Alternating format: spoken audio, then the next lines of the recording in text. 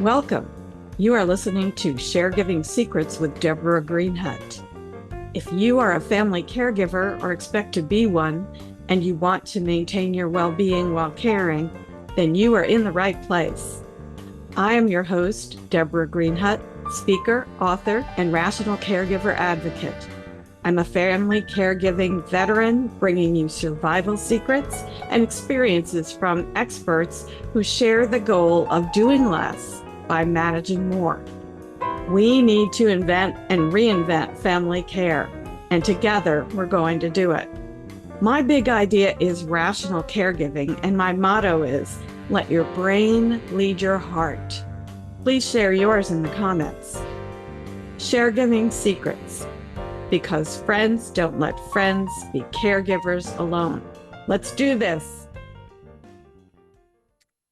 Hi, welcome back to the Caregiving Secret, where we try to make sure that caregivers don't have to go it alone. And today I'm really honored to have with me my guest, Wendy Weber. Hi, Wendy, how are you doing? I'm fine. How are you today? I'm very good, thanks. So I want to share a little bit about your background before we get into our interview. Okay. You enjoy giving a talk that's called Three Great Mindsets for Raising Your Child Who Has Down Syndrome. And I like to say that caregiving is an intergenerational business. It starts perhaps for some people with parenting or having been a child and maybe taking care of parents. And sometimes it comes back around to that at the other end of our lives, that we are taking care of our own parents as well. So Wendy is an energy healer and a devoted parrot enthusiast. And she harmonizes her vibrant spirit with a talent for singer-songwriting, amplifying voices, and fostering unity. Her unique melody of resilience and empowerment, triumph over adversity, has been nurtured through decades of parrot companionship and raising her late daughter, who had Down syndrome and then Alzheimer's. Her parody and original songwriting resonates in both healing work and musical expression. So, Wendy, I'm going to turn it over to you for a minute. What is it in your background that you think would be most helpful for caregiving? In other words, what is the share giving that you can teach people about? I think the main thing to remember is you don't have to do it alone. So when we talk about share giving, you have to learn to let go and share the responsibility, whether you have state or county or city help. We had respite care here in Phoenix, in Arizona, and that was for my daughter. But they have help for people who, for your folks, for your parents, or anybody else you're taking care of, so you can get out, take a break, and remember to take care of yourself. If you don't take care of yourself, then you're diminishing anything you have to give. It's just like being on the airplane, put your mask on first. They tell you that, and you do that so that you can take care of somebody else. So you just, if you are stuck doing it alone, most people have access to, you're watching me on the internet. Do a search, find out where the help is. Maybe there's some just community groups who help each other. If you have let's say you have a loved one who has Alzheimer's, perhaps, or any of the dementia iterations, there are groups, support groups, and you don't have to go to it anymore. You can find them online. Just Those are don't those do are it really alone. great suggestions. I'm also interested in something you said in your biography about being an energy healer Yeah. and devoted parent enthusiast. Of course, I'm sure we'll hear a little bit about that. But how does the music play into the healing? I think that might be especially helpful to some of our caregivers. When we work with energy, we're working with vibration. And music is also vibration. And every vibration level is a different note. And the same thing with the vibrations on where you are in your emotions. It's all connected. What music do you go to when you want to feel better? Now, you can go to music that makes you feel sad. I try not to do that. I don't listen to music that makes me angry. I got enough politics for that. I don't know all the nuances, but we know that music touches a different part of the brain. I wrote a song, my first really original song. I'd been doing parodies, not parodies, but parodies for years. And then when she was having her bat mitzvah and I was writing a poem about her after she finished all the ritual requirements, a tune kept knocking at my head. It followed me around. It would not let me go. So I said, all right, here's a song. And then I sang it there with the help of the cantor. And anytime I started that song or played the notes, Layla would say, that's my song. It belonged to her. It belonged to nobody else. Original words, original music. That was first song. And then later on, she recognized it. It touched something in her as we were losing her. But that part of the brain still recognized something that meant something to her. So the music, we don't understand all of it. They're finding out more every day with the imaging, the brain imaging, and the response to music. But they don't understand all of the energy connection yet, the vibration level connection yet. I don't know if I'll even see that in my lifetime. However, they're proving so many things with vibration and how that works and how the energy works and how your field, your energy field, which is 12 to 24 inches to be healthy outside your body, you want to make sure that is maintained and not collapsed. And also, if negative things get into it, and they do, it has to be cleared. And most people don't know how to do that. And a lot of energy healers, depending on the kind of energy healing you do not know how to do that. So that's part of healing, or at least prevention. It doesn't work for everything yet. We don't have all the answers.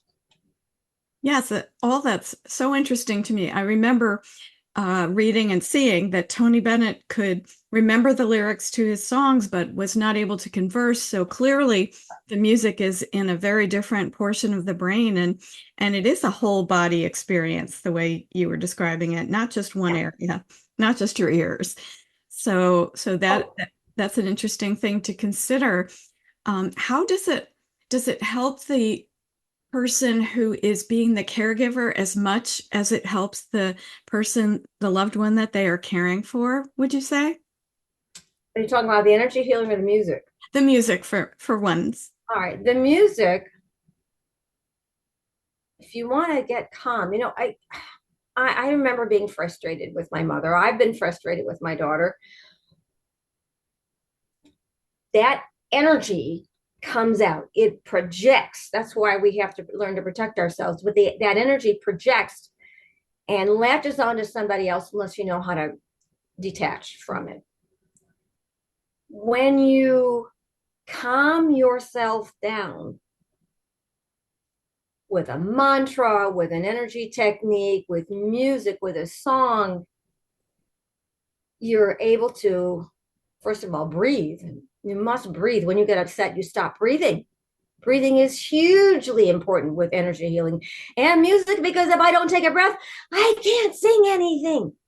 So we need to learn to do at least some simple techniques to calm down. And if you have pets, boy, they feel that energy even quicker than we do. Mm-hmm. My parrots certainly do. My cat used to. I've never had dogs, so I don't know much about that. But I do know I have healed a dog. So when you use whatever technique, whether it's a mantra, whether it's music, the melody you love, just do la la la. Maybe you don't know the words. It doesn't matter. The music, the energy, the vibration, when you lower the anxiety, which is a lower vibration, and you raise the calmness, which is a higher vibration, you're more effective. And you're not hurting yourself either, because we can damage ourselves quickly or a little bit at a time over time. Music is a super antidote and a super means to lower that. And I listen to classical all day in my house. There's a lot of things I don't like. I write music in different genres, not the latest ones. I don't like that. I don't like all that repetition. It bores me. I know I'm not alone, but I like melody. I like to be able to understand the lyrics. And so, but I was thinking, I've been thinking about the modern music, which I just don't like, but maybe it's a form of anesthesia with all that repetition, and they all sound alike to me. But that could be a form of anesthetizing where you're at, and so you calm down. So maybe for other people that works that way. For me, it just irritates me, so I avoid it. But but it depends on what you grew up with. Hugely, what did your parents play? What were you exposed to? I think we have cellular memory. We have memory. Babies absorb that. Why do they? Why do people want to play Mozart? Mozart seems to resonate with your brain, so it works better. Somebody who studied that told me that, and then it made sense to me. So I hope that answers your question. No, that helps. I was reading a book on why things sound the way they do by an MIT scholar who was researching the acoustics of music and the breath component. And she was originally a rock music producer. Hmm. And then she went back to school and got an engineering degree to do all of this other kind of research. And I think one of the things, points she made, which you've also made as well for me, is that breathing has a lot to do with both the vibration and the music part of it, because your breath can disturb the flow or it can go with the flow, I guess would be the best way to put it. So that interrupts whatever vibration or reroutes it. Is that correct? What I'm saying? Something like that? I don't know if it reroutes it. I don't have enough knowledge. I haven't studied that. Mhm. But the breath, do you ever watch a baby breathe? Yeah. That belly's going up and down and up and down, and we lose that ability. We have to work at it. I do breathing exercises every morning. I try and do it throughout the day, but at least it's first thing in the morning. I'm grounding myself. I do energy exercises. But the breath is what your body needs to live. The first thing that we lose, or that if we don't have air, if we're not breathing, we die. Without water, it takes longer. Without food, it takes longer. But without air, that's it for you. That's all she wrote. But the way that if you listen to any of the Buddhist and the Indian practitioners or the Chinese practitioners, if you don't do steady or deep breathing, if you don't breathe, you can't accomplish what you want to accomplish, or it's a whole lot harder. If you get upset, the first thing, or you feel you're in danger, whatever it is, you need to think about what to do. You better breathe so your brain has the oxygen to do what you need to do. And you can do that anytime in the day. The way I learned to breathe for energy, and there's different methods. It's usually we do 6-3 breathing, and other people do 4-8, and there's all kinds of ways to do it. But you need to have some kind of a system. If you do it for 2 minutes, that may be as effective a meditation technique as anything out there, and you have it with you all the time. You know what the hardest thing is, Deborah? What's that? Just remember to use your tools. I have a group of friends who I text them now and then, cut your cords and clap. So that's just something we're talking about, getting rid of negative energy, because they don't remember to do it. Took me a long time to be regular at it. Yeah. And so it's maybe have a timer, maybe have somebody remind you. I'm thinking of starting a membership group, they're low price, but people will come if they pay for it, right? If they don't pay for it, they won't value it, to do exercises, the energy exercises, and to practice the breathing and do the techniques. So it becomes an everyday thing. But if we don't do it at least once a week, you're going to lose it, and the effectiveness goes away. Absolutely. I was going to ask you if you had an exercise you and I could try that we could recommend to caregivers that would lighten the load a little bit. So is there a breathing technique or some other? Yeah, yeah. The breathing that I learned to do, and I said this is just call it 6-3 breathing. So I let all the air out, and I breathe in. Now I can do it more slowly because I'm a singer, so I have the capacity. You breathe in for 6 counts. You try and increase the length of the counts as you get better at it. And then hold it for 3. And then slowly, and this is all through your nose now. Now, a lot of people do it through the mouth, but there's a reason that we go out through the nose. For 6, again, at the bottom, when you're out of air, you hold it because you still have enough air in your system. You're not going to die. Hold it for 3, and you breathe in for 6 again. So you do at least 3 rounds of it. If you're doing a meditation, do it for 2 minutes. I set a timer because I start to check out, which is great. That's why it's considered a type of meditation. And you can do this anywhere. Don't do it while you're driving. No. But you can do it in just about anywhere else. And most of the time, people don't even know you're doing it. A lot of these techniques, people don't know what it is you're doing. Don't be embarrassed. If they ask you, just tell them. I'm of an age, Deborah, I don't care what people think. I'm an entertainer. I do silly stuff. I don't care. But you know how freeing that is?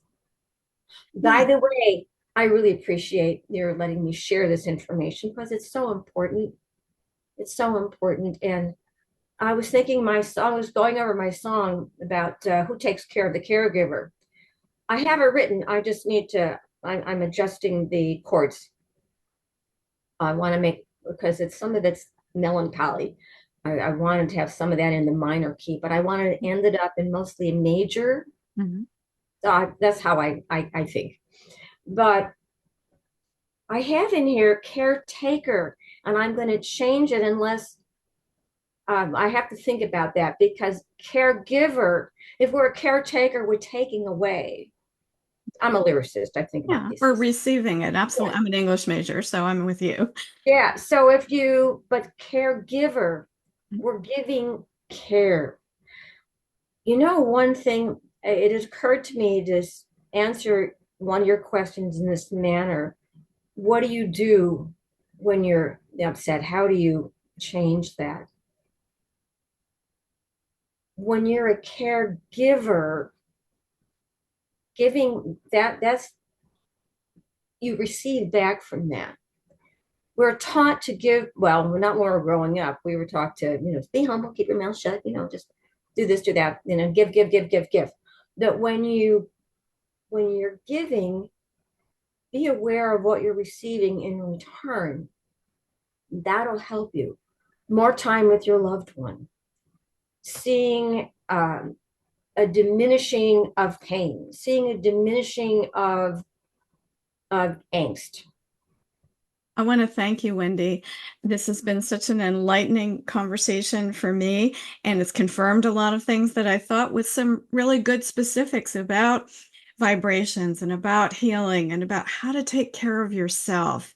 So I want to thank you for being with me today. I'll ask you, is there any place you would like people to connect with you so that they can find out about the group you mentioned or any other project? Well, I will be starting my own podcast pretty soon, but you can connect with me. The best way is on my wendy@wendywebermusic.com email. And Weber is with 1 B, as you can see. Wendy at Wendy Weber Music. I'm also on LinkedIn, Facebook. I'm Wendy.Weber on Facebook. There's a lot of Wendy Webers. So I'm Wendy.Weber. And I'm on Instagram as well, Wendy E. Weber. That's wonderful. We're going to put everything in the show notes for everyone to see when this episode airs. And once again, I thank you so much for being with me today. Have a wonderful time. Thank you for having me. Goodbye, everyone. I'd like to end with wishing you a joyous melody in your heart and harmony in your life. Perfect last word. Thank you. Thank you for joining me today on the Caregiving Secret: How to Survive Family Caregiving. I love sharing these insights and stories to empower you on your caregiving journey. If today's conversation resonated with you, consider diving deeper by picking up a copy of my pamphlet, Non-Negotiables for Caregivers. It's filled with great strategies to help you think through how to maintain your well-being while caregiving. Nobody wants to become Carezilla, right? Visit sharegiving.net to get this resource that can help you navigate your caregiver path with grace and resilience. Let's continue to share our stories and support each other. Until next time, keep sharing, keep caring, and remember, you're not alone on this journey. Thank you.